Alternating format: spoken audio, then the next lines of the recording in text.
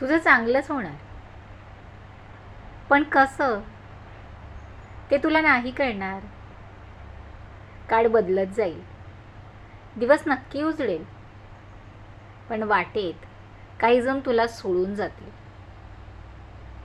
ज्यांना तू आपलं मानलं तेच कधीतरी दूर जातील आणि कधीतरी ते नव्हतेच आपले हे तुला कळेल. जे उरतील ते खरे आपले आणि जे गेले ते केवळ शिकवण. तू पडशील, हरशील, तुटशील, पण त्यातूनच उभी राहशील. एक दिवस नक्की येईल जेव्हा तू मागे वळून बघशील